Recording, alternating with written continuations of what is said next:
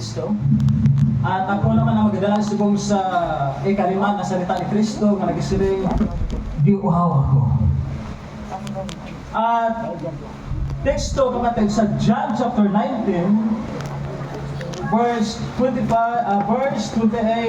hasta sa 30. Kadang may tema dito o kung may heading ang pagkamatay ni Jesus.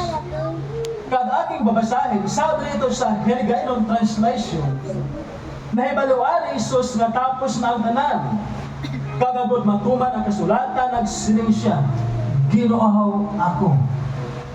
May isa dito kasulatan nga puno sa maaslong nga bino, galing intuslog nila ang espongha sa bino, kagitakod, dahil nila sa puntas ng sangasang isopo, kagindohol sa bakba ni Jesus.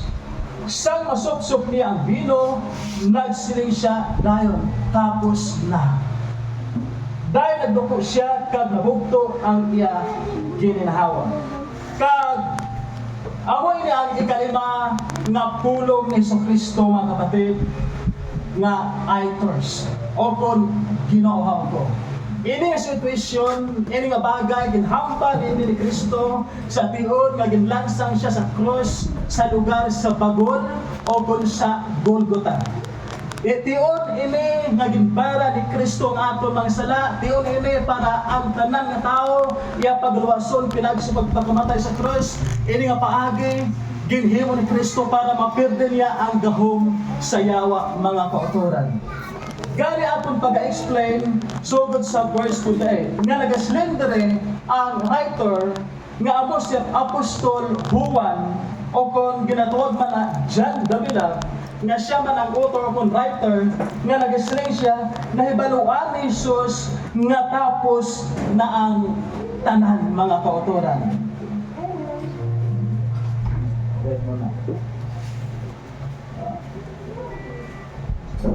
After this, after he had committed his mother to care of John, which was about the 6th hour before the darkness came over the land, and 3 hours after this was the following circumstances, which was not without the previous knowledge of Christ.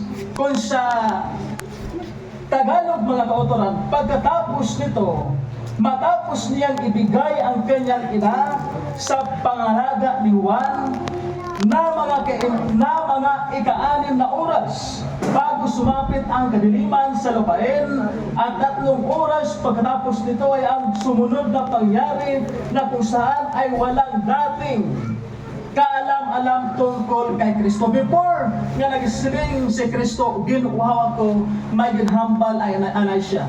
Nga after this, kag amoy ni ganhampal ni Kristo, mga kautoran, dito malapit sa krus si Jesus nagtindog ang yailoy. Ang utod sa yailoy si Maria nga asawa ni Cleopas, kag si Maria nga taga Magdala. Pagkakita ni Jesus sa yailoy, kagaya pinalangga nga sumulunod nga nagatindog dito, nagsiling siya sa yailoy, babae, kabiga siya nga imo anak. Nagsiling man siya dahil sa iya sumulunod, kabiga siya nga imo iloy. Kag halin sadto ang iloy ni Jesus dito na nag-istar sa balay sang ato nga sumulunod. Ginhimo ini ni Kristo mga kapatid to kay si Maria isa na kabalo.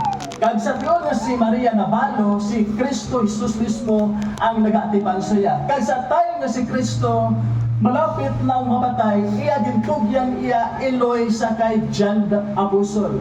Kag si John Apostol gintugyan naman sa kay Maria.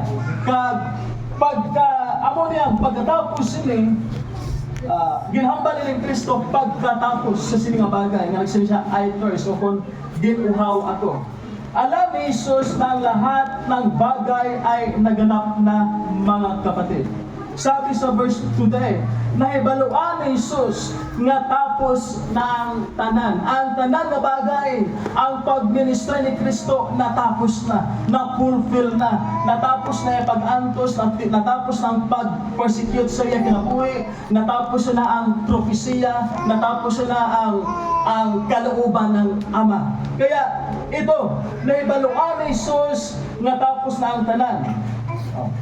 O natapos na ay kasing ganda ng pagkatapos, mga kauturan. Hindi tayo magsabi na ang pagkamatay ni Kristo hindi maganda. Ang pagpakamatay ni Kristo sa krus, mga kauturan, ang pagtapos sa gawain ni Kristo sa pagpakamatay sa krus, napakaganda talaga. Kay amo ining way para mapirdi niya ang gahom sa yawa, o kung amo ining way para mapirdi niya si Satanas. Ang paglakat ni Kristo pakadto sa lugar sa Golgota, o kung lugar sa mga bagol, amo ining pagparada para sa iya kadaugan.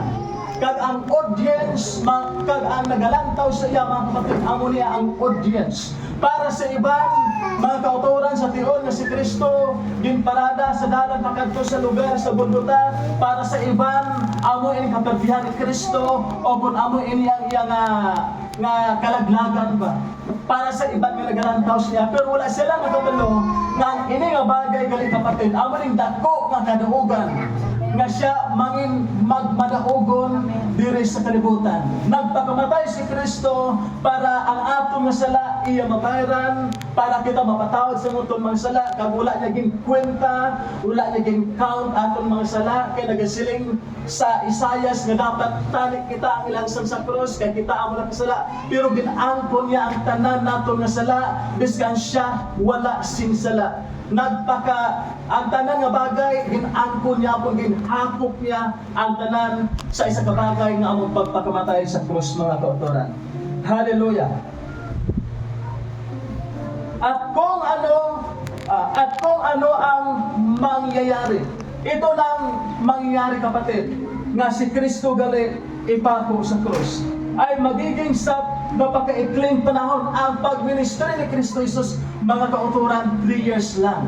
Natao si Kristo 5 to 4 years, tapos ako na nadula siya pagka-12 naglumitaw naman siya sa ika-30 nga edad, kag nagpabautismo siya, napatay siya 33. Amo na ang tabo, kapatid. Ang ministry ni Kristo diri sa kalibutan 3 ka tuig. Hallelujah.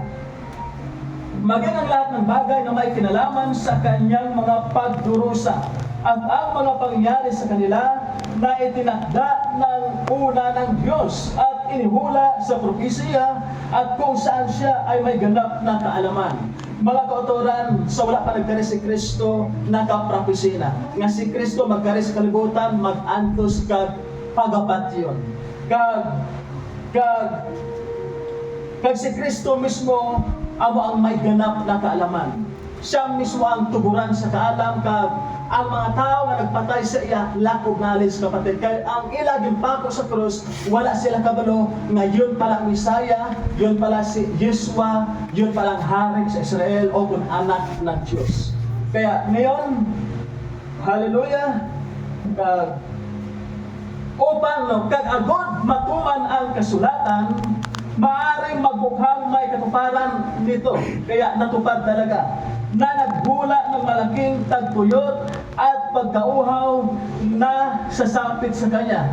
Ang pagpako sa krus ni Kristo, ang paglansang ni Kristo sa krus, isa na kapropesya. Kag ang time, kapatid, sa tion nga si Kristo ginlansang sa krus, adlaw sa tagtuyot, o kung adlaw sa ting-init.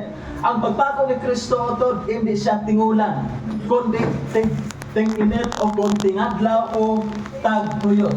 Kaya normal lang, kapatid, nga